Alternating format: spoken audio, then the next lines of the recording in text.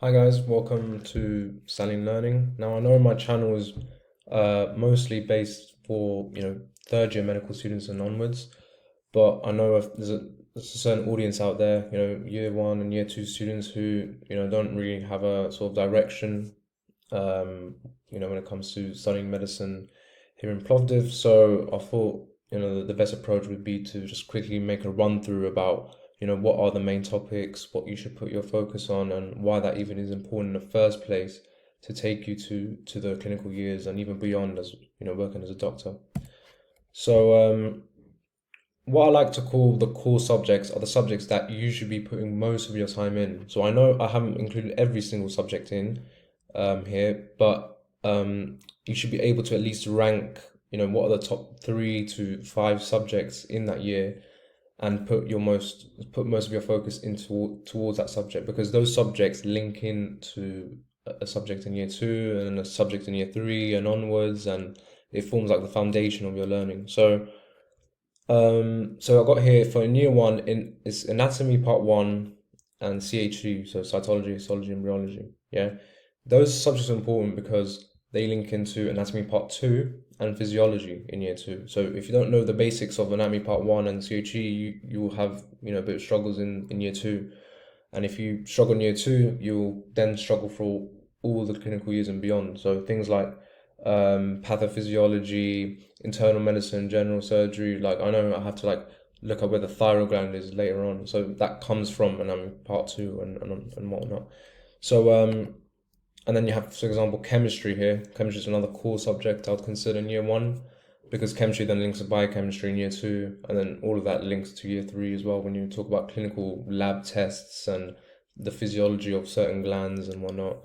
Biology and parasitology also links in well because that forms the foundation of both biochemistry and physiology, and without that, then you will struggle in year three. And then Bulgarian. I know Bulgarian is not like some of your favorite subject for most people, but it is important. It's important because not only does it help in the clinical years when you have to talk to patients, but it also helps you when you just want to get around life. You know what I mean? Just talk to people, talk to the shopkeepers, talk to you know, the citizens, talk to I don't know, police if it has to get to that situation. Hopefully, it doesn't get to that situation, but if you had to, you can get your way around. When things go left.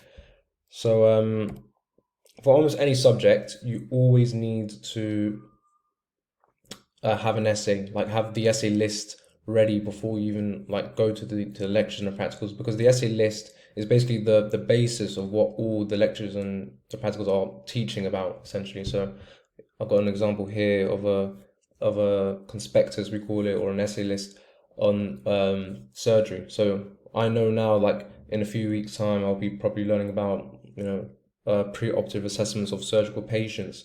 So I know like how the flow is essentially, and these essays will be part of the final exam. So if you can make a mind map or you can make notes or flashcards, whatever, then you have to base it off these exams. Um, let's see here. Now, anatomy part one and part two. So this is one of the most important subjects, obviously, because it links into every other subject, and it's about the study of the human body, so it is obviously important. So there's 3 parts to the final exam anatomy, and that's practical, MCQ, and then the essay. So your job essentially in the whole year is to emulate the system in your own self study. So learn the practical, learn the MCQ, learn the essay as you're going along. So with the practical, I highly recommend you learn the theory. So go on textbooks, go on videos, make flashcards, and do all of that before you even see the specimens, because the specimens link into the theory anyway. So if you learn the theory and you have like that basis of what that particular nerve, or like things like brachial plexus or the abdomen region, or anything like that, if you know that on a theoretical basis, it makes it much more easier for you to understand it on a practical basis, and it allows you to identify all the main points of that particular like body or slide or whatever. So visualization is important here. So it's a very visualization heavy subject. You got to be able to really understand images and whatnot. With the MCQs, a lot of people basically use the MCQ book and just memorize the questions. I don't really recommend that because you're just not learning. You might as well learn the MCQs and understand why certain questions or why certain answers were wrong, and then that allows it to help you to answer when they can easily change the questions in the colloquiums. And for example, if everything is like if the question in the MCQ book was about what's true, they can easily change to what's false, and then you have to be able to switch and be able to know like the actual content and not the not the raw information that you just like plainly memorize from the book. So I recommend starting MCQs very early and then working backwards. So if you start MCQs from day one, you kind of get the idea of what they want you to learn and what the main important topics are, and then you can work backwards. And with the essay, so using that essay list, they list essays from 1 to like 80 or whatever. But your job is to basically group essays together based on how similar they are. So for example, with bones, there could be 5 essays on bones, and then you can group that together and make a mind map connecting every single essay together, so you understand what bones are in general and not just bones, different types of bones and this like everything separately, like more just connect it together. And also make your own essays. Don't rely on Google Drive or whatever. Or make your own essays because that's what you're gonna replicate on the exam, and that's your learning at the end of the day. And some resources I recommend. So I know via MedConnect they give you a 1 year free membership with KenHub. KenHub is very good. You can also use a 3D Atlas Anatomy app on your iPhone, your iPad, or even your laptop. So that's also useful. And Teach Me Anatomy is a very good one as well when it comes to essays and actual like theory content. And there's also an opportunity for a 90% exemption. So throughout the semester, I think you have 4 colloquiums throughout the year, and if you get 90% in them, then you can actually get exempt from the MCQ section, which obviously does a good help. But obviously, don't put all your eggs in one basket and just try to get the exemption and that's it. Actually, like learn the info and not just do it for the sake of getting an exemption. Then you have cytology, so CHE, and then also the first semester of anatomy part 2, which is in year 2, links in together because that's also a very slide heavy subject. So this is all about slides. So it shows you like what cells look like, what tissue looks like under the microscope.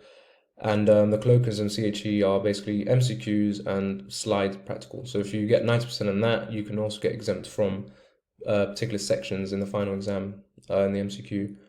So my tip here is that when you're in the practical, always make sure that you take photos of the slides and annotate them, because what I call this, like every slide has a signature sort of detail. Like in WWE back in the day, every sort of fighter had a signature move. So here with the slides, you could basically characterize it with their specific unique characteristics, and that allows you to distinguish what makes it different from another slide.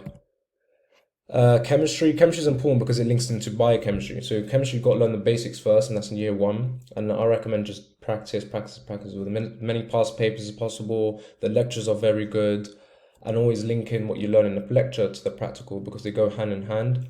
And if you want to do, the better you do in chemistry, the better you're going to do in biochemistry, because biochemistry is actually one of the most, I want to say hardest, but definitely the most big picture learning subject you will probably learn in the first few years, because they focus on really little details. But if you just step back and know everything in general, like why that particular step even happened, you know the big picture. So things like a mind map would help massively when it comes to learning why a certain small thing affects the whole sort of process. So for example, glycolysis, which is a process in your body about sugar and whatnot, is linked directly to how insulin and glucagon work, because they affect glycolysis. So it's about like knowing everything as a whole.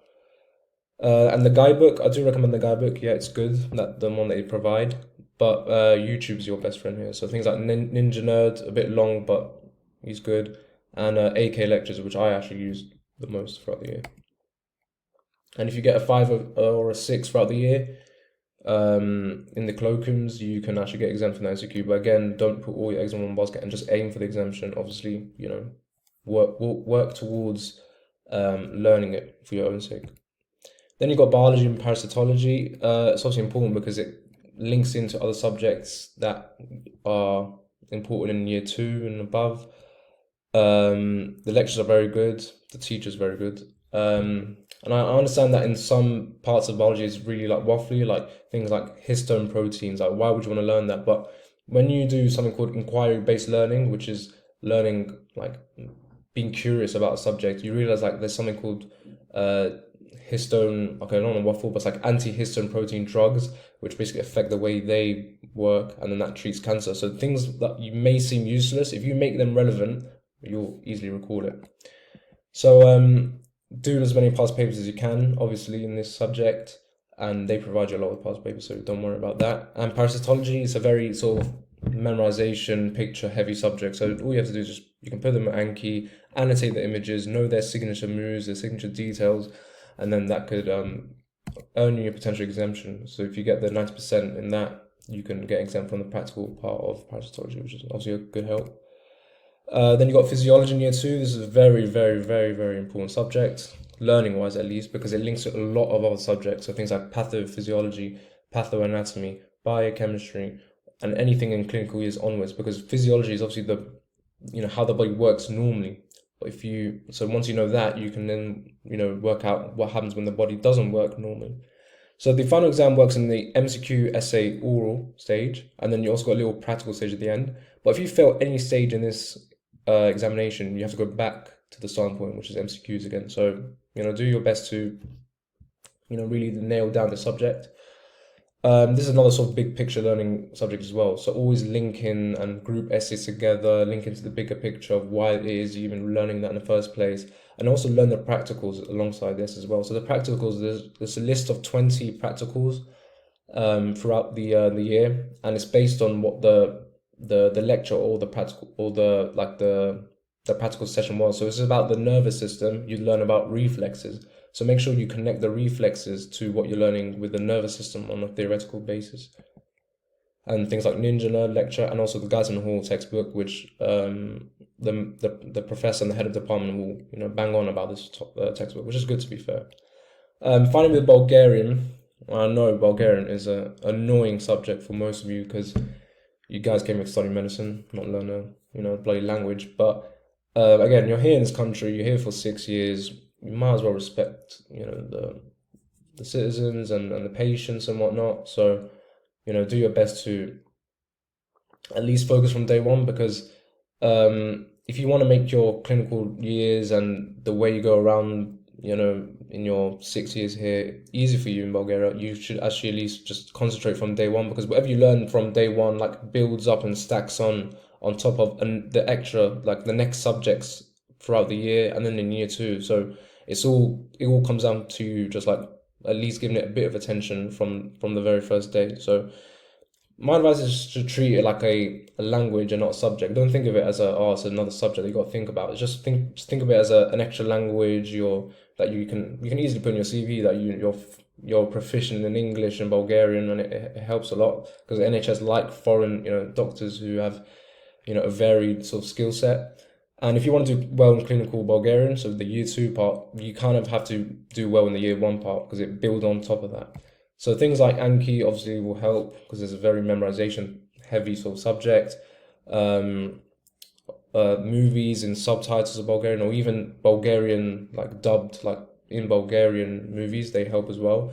And just do your best to talk to as many people as possible. Get the opportunity to talk in any way, shape or form, whether it's if you're at a shop, if you're at the mall and you want to ask for your size of shirt or whatever, just do, or a taxi, even calling a taxi, you're going to have to do that anyways. So do that, always practice and build your communication skills.